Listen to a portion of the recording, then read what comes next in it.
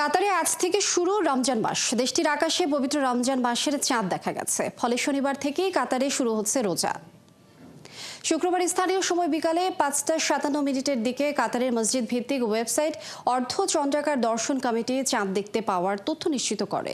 এদিন সন্ধ্যায় দেশটির পবিত্র রমজানের চাঁদ দেখা যায়। এরপরই কাতার সুপ্রিম কোর্ট আনুষ্ঠানিকভাবে ১ মার্চকে ১৪৪৬ হিজরির রমজানের প্রথম দিন ঘোষণা করে। এছাড়া এবছর চাঁদ দেখে বিশ্বের সবার আগে রমজান শুরুর আনুষ্ঠানিক ঘোষণা দেয় অস্ট্রেলিয়া। এদিকে মধ্যপ্রাচ্যের দেশ সৌদি আরব, ওমান ও সংযুক্ত আরব আমিরাতের আকাশেও রমজানের চাঁদ দেখা গেছে। দেশগুলো কর্তৃপক্ষ জানিয়েছে তাদের দেশে শনিবার থেকে রোজা শুরু হবে। এরই মধ্যে পবিত্র রমজান মাস জুড়ে ১,০০০টিরও বেশি প্রয়োজনীয় পণ্যের দাম কমানো হয়েছে ঘোষণা দিয়েছে কাতার সরকার।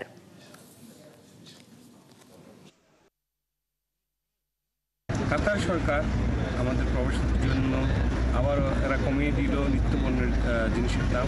আমাদের বাংলাদেশের যদি সরকার নিত্যপণ্যের জিনিসের দাম কমিয়ে দিত তাহলে আরও ভালো হতো। আমরা আশা করি আমাদের সরকারও নিত্যপণ্যের দাম রমজান উপলক্ষে কমিয়ে দিবে।